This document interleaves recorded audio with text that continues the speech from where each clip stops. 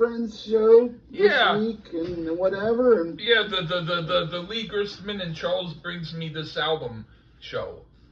brings the album. And the last time it wasn't so great, but what are we doing today, right now? We're doing an album called Run Devil Run by Paul McCartney.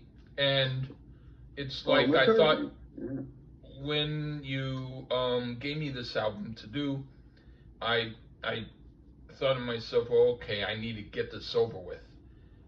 And well, I was like, when I heard the first song, I went, oh fuck yeah, right on. You know, so I was like, this is exactly what I needed. It's like, oh, you mean you tell me that putting water on a burn will help me? Okay, I'll try. Kind of like that. Yeah. Anyway, you want to talk about what you thought of it? Or I was a day one buyer. Yeah, sure. I was a day one buyer of the album. I was in my following the Beatles and McCartney and Harrison and Starr, because John he wasn't with us at that point. This came out in '99. Day one buyer. I was a huge fan of the album Flaming Pie, which I think one day we'll have to visit that album, Lee, if you haven't heard it. Huge fan of it. And this was done after Linda McCartney had passed away, unfortunately, from breast cancer. And this was dedicated to Linda McCartney, this album. Paul decided to do something that I guess both of them would be touched by. And there's a couple guys in this group he put together that I'm not really I don't know who they are, to tell you the truth, but they're pretty good musicians, the piano player and another guitar player. But we have David Gilmour of Pink Floyd, who did some work with Paul before, obviously, and Ian Pace from Deep Purple on drums throughout the album. And I would have bought it if Paul McCartney did a covers album of Ace of Base at this point. It didn't matter. But Run Devil Run is a throwback to songs that Paul appreciated as a teenager back in the 50s. And there are 3 original songs on the album, though. And we'll touch on those when we do the review. Yeah. But this is a covers album. And what a band he put together for this album. That's about all I can say. Lee did not, we talked offline, Lee did not listen to this album when it was out, correct? That's correct. So we'll see what he thinks and what I think of this Paul McCartney's covers album. Yeah. I will say, though, that I have different opinions on each song. So if you think I'm just going to give a blanket opinion on everything, no. You have to hear, because I have different opinions depending on the song. Okay. True. But anyway, want me to start? Go ahead, sir. All right. Blue Jean Bop. Okay. This is exactly the sort of thing I needed to hear while I was relaxing after I ate some food. Is this as good as Ricky Nelson? Well, yes. Sure golly it is. There's a sparse feeling to the instrumentation, which I think is a better thing than if the sound didn't have it. I'm digging this song. What do you think? It's a Gene Vincent song. And I'm sure that the early Beatles, Hell the Quarrymen, they fiddled with this song. McCartney's bass is the driving force here, but Dave Gilmour's guitar work is rather tasty. And, well, with this outstanding band behind him, how could McCartney go wrong? And he didn't here. I mean, while it's a slightly chilled number to open with, McCartney knocks this out easily, and it's a great take on this Gene Vincent song to my rather humble ears. Okay. What do you think of She Said Yeah? Interestingly enough, Lee, this song was in part written by Sonny Bono. Did you know that? After I looked to find out, yes, but no, I did not before. I didn't either. Sonny Bono. It was done by Larry Williams as well as the Rolling Stones. Full of piss and vinegar take here, with a bit more modern crunch to the guitars. McCartney sings the shit out of it, and Ian Pace's drumming is excellent and powerful here. Excellent piano solo as well. Just a fun take on an old rock song, and nothing wrong with that to my ears. Right on. I think this is totally awesome. It's bringing me back to what I loved about music when I was 1 year old. Music did stuff like this. It was fun and done well. If this song was baked chicken, I'd keep going back to that restaurant. Yeah. All right. Yeah. Now we're all shook up. The attempt at this was a fine attempt, and there were elements of it I liked, but overall, it sounded like a band rehearsing an Elvis tune, and they still haven't perfected it yet. The fun is there, but it's like a beer that didn't have any foam on it. It's more like it's okay, but not great. What do you think? Well, I'll give you a credit on part of your analysis, because it could be like a punk version, maybe. You know, I guess. I don't know about beer without a foam, but I'll never forget hearing this the first time. This one was a shock to the system. I was expecting a more Elvis type version. Instead, we get something that rocks beyond all description. It's jarring how hard it rocks, actually. McCartney's vocals are on fire on the version. Gilmour's guitar solo and trade-off with the other guitar player of the band, Mick Green, whoever he is excellent as well. If you want to blow some people's socks off, play them this one. One of my favorite tracks on the album. Go ahead, Lee. All right. What do you think of Run Devil Run? One of 3 original tracks provided for the album, and probably the best one. And it fits well with the oldies that McCartney reimagined for the album. It's tracks like this that need to be heard to remind people that yes, indeed, McCartney is one of the best in the history of rock, and he indeed can rock. The band is on fire on the track. It's hard to say who plays the best on it. That's just a kick-ass rock song. One of the better latter-day McCartney rock songs, period. Go ahead, Lee. Okay. Now we're back on track with the sort of excitement Little Richard could muster back in the old days. This is a great song with the sort of high energy the Stray Cats wished they could have done. This is top notch. Yeah. Now, No Other Baby. Okay. This, believe it or not, reminds me of the group Mercury Rev. Maybe not the album we reviewed, but some of their other stuff. It's a cool song. It also somewhat reminds me of the Golden Palominos, but maybe a little bit better than them. It's a nice song. I dig it. What do you think? Well, it's a cover of a skiffle group that McCartney was fond of, the Vipers. Oh. And it just seems that for sure, I think this one was definitely dedicated to Linda, as, you know, the whole album was, but this track definitely stands out for me in that realm. Produced and played in a way that any rock fan should be able to get with. I did listen to the Vipers version. It's nothing like this. It almost sounds like a Latin type of song, the way they did it. And while McCartney went with a dark, moody type feel, I would have to say it's more of my liking. So once again, McCartney crafted the song in an original way, and I like it quite a bit. Right on. What do you think of Lonesome Town? This one I'm worried about because I know how much you love Ricky Nelson, Lee. And look at McCartney cover Ricky Nelson. Definitely an artist myself and Lee have to get cracking on a bit. We got to do some Ricky Nelson. I know which one to do. I won't let you pick it unless you need to. You pick it. Thank you. But either way, McCartney sings this in a bit of a higher register from Ricky. And we get some nice harmony vocals from Dave Gilmour. I definitely can hear the newfound grief in McCartney's vocals here. He definitely harnessed that into the performance. Gilmour's guitar solo is excellent, but it's Dave Gilmour, for Christ's sakes. I mean, for me, it's a great cover of the song, period. But it's also Paul McCartney. Come on. Go ahead, Lee.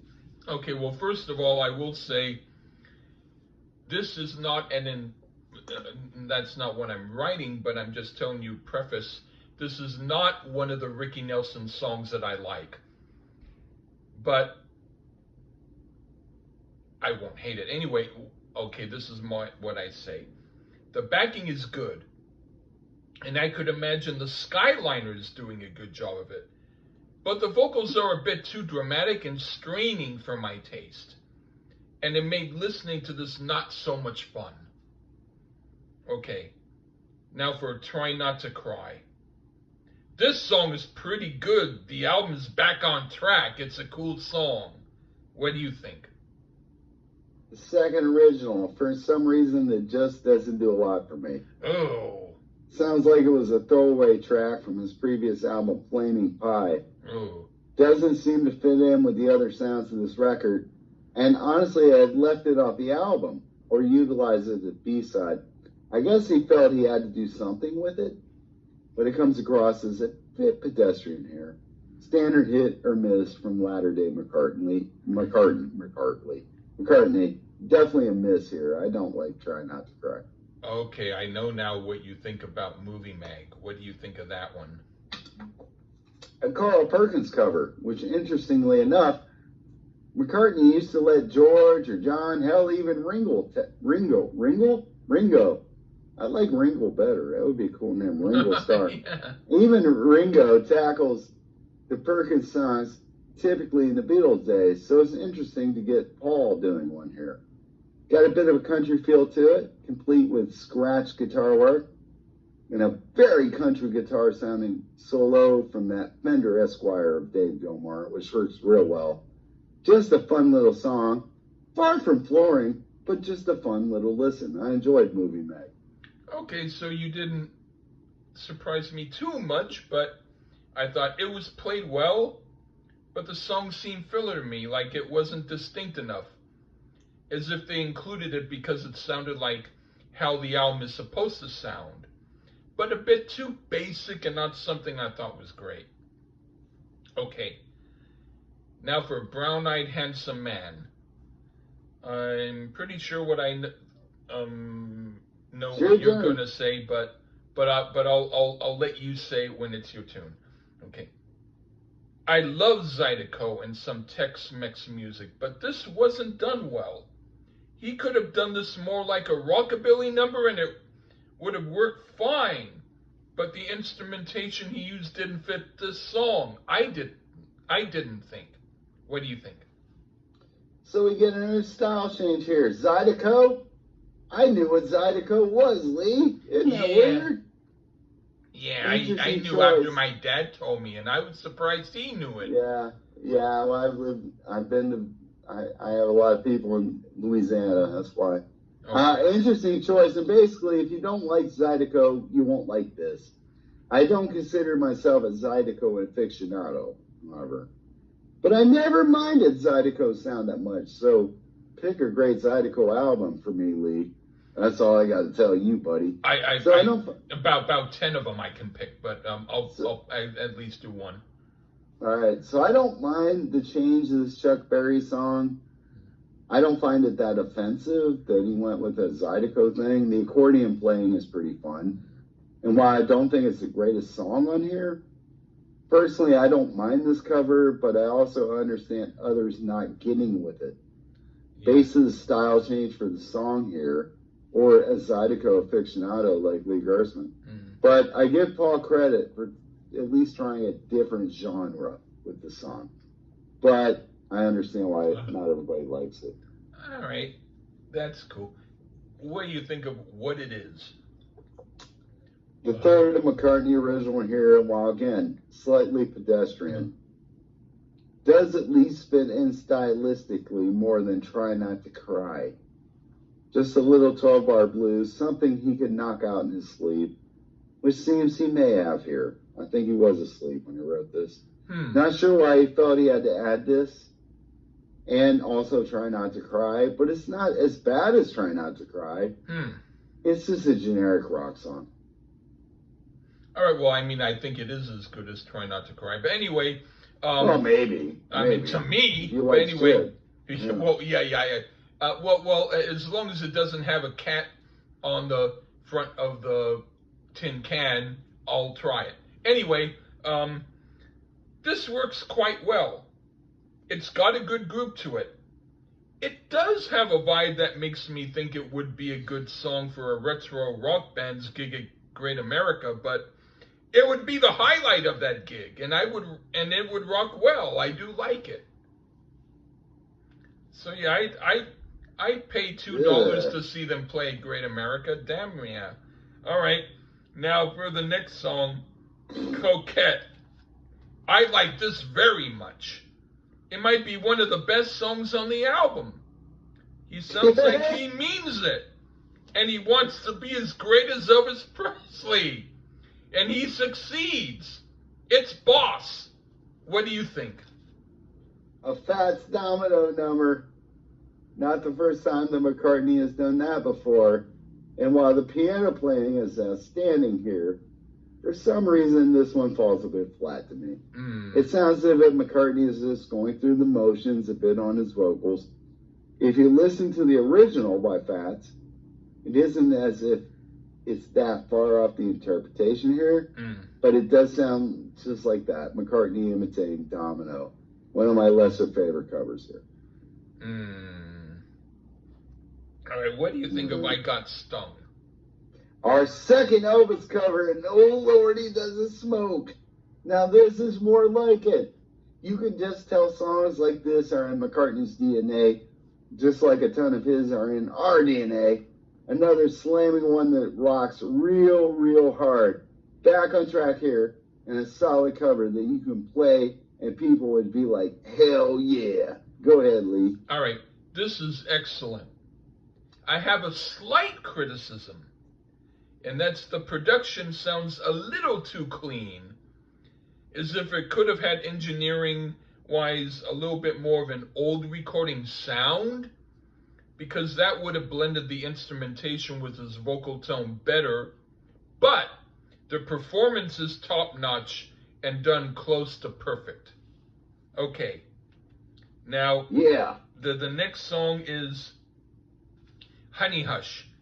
Performance-wise, this might be the very best track on the album, but the issue I have with it is similar to the issue I had with the other song, except this time it's the guitar sounding like it was recorded later than the other instruments, and has the tone just a tad too bright.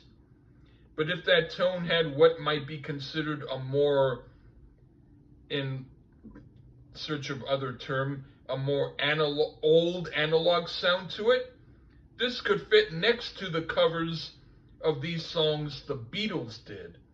It's an awesome rendition with just a slight engineering discrepancy I would fix if I could. What do you think? Old Joe Turner. If you don't sing along to Hi Ho, Silver, then you probably like Yanni or something. Please don't give me a Yanni album. I don't know enough to go into the swamp bottle to find it. Don't look into it. Another hard rocking take here. Beyond excellent guitar work on the track, Ian Pace, man, what a drummer. It's not like Beethoven. It's just rock and roll. And Paul and the boys provided here. Another excellent cover. All right, what do you think of Shake a Hand? Probably the last time McCartney has or will tackle a Little Richard number here. And what a way to go out. One of the more hidden Little Richard tracks. So appropriate for Paul to pull this one out.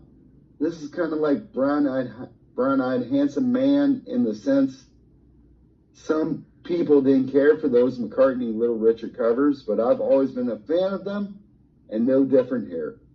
Excellent piano solo, two awesome guitar solos, and McCartney sings the absolute shit out of this number. Probably my second favorite on the collection. I love Shake a Hand. All right. Now, this one has no issues whatsoever. It's done perfectly and greatly.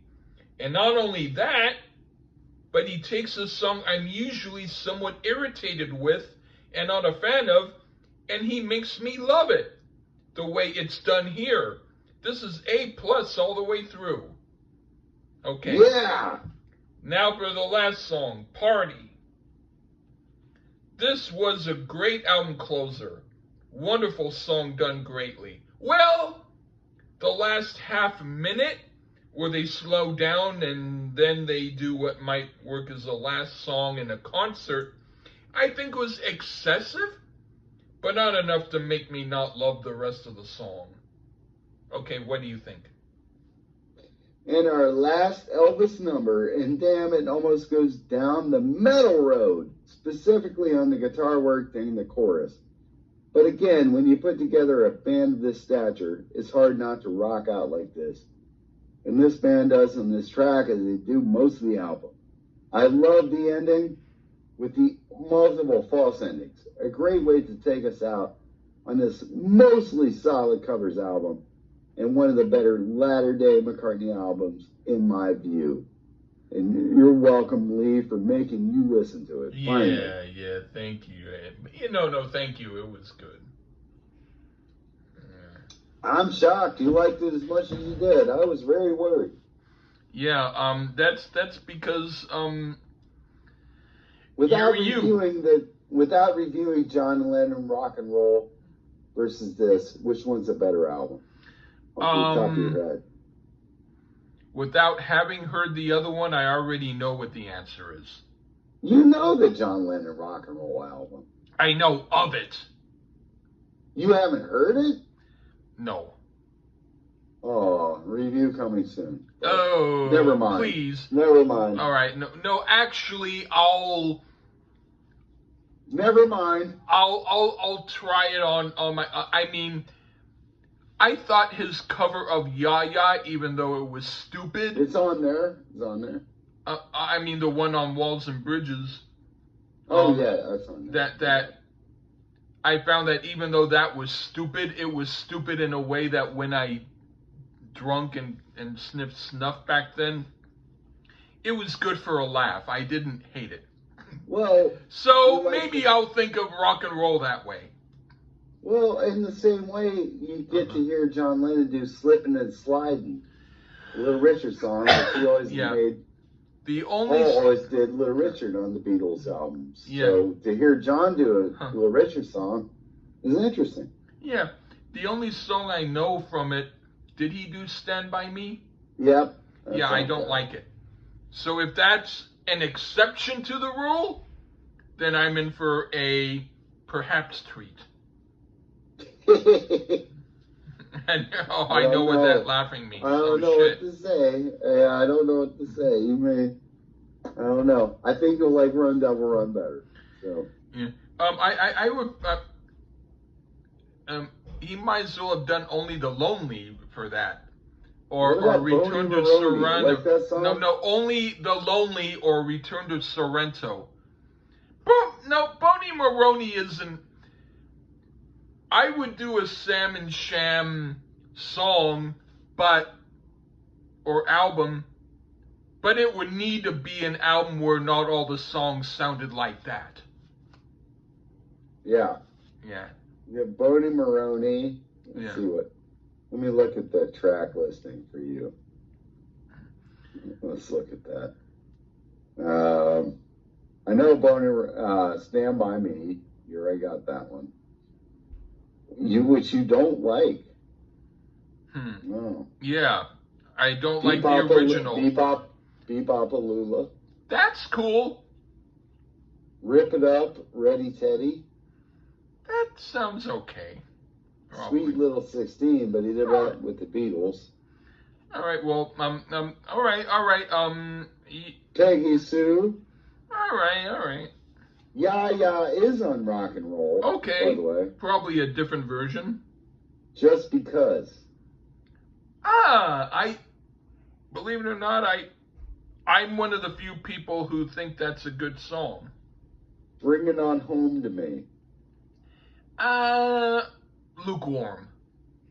Ain't That a Shame? Best Okay, Dynamite. okay, that's cool. Do You Wanna Dance? Maybe not totally. I think Paul maybe picked some better songs. Yeah. Maybe. I'm just happy you didn't rip up his Lonesome Town. I was very worried about the Lonesome Town. Because I know how you love Ricky Nelson. But you don't know the Ricky Nelson stuff that I know, just like you don't know the Kinks stuff I know. Yeah. So I guess I have to pick the Ricky Nelson and the Kinks album. I guess so. The one that they did that didn't get released. I'm kidding. But you don't know the Liam Gallagher albums I know. I heard all of them. I know. And the first one's the best one, right? I don't know. Oh. Maybe. Really? Maybe. No, I'm not as much of a fan where I'm going to try to think about it. But no, So it's probably the best. If you had to choose, who's got better stuff on their own, Noel or Liam? Noel, of course. Yeah, I agree. But I'm going to have to one day listen to Beady Eye. Oh, good luck with that. But I'm not going to get into the band that the other guitarist guy was in and listen to, because I'm not going to go down that ladder. Oh, Stereo Lab? I don't know. No, there was some other thing. There's a few, yeah. No. We got many more Blur albums, too. Oh, no. Anyway, what do you mean, oh, no? You like the ones we've done. I don't even remember which ones we did. I know you don't remember, but you liked it. Well, you say that. I can't disagree. Yeah, I don't forget much. No, occasionally, but not often. Anyway, not enough. I'm just happy that you enjoyed Run Devil Run. Yeah, that was awesome. That's cool. I figured.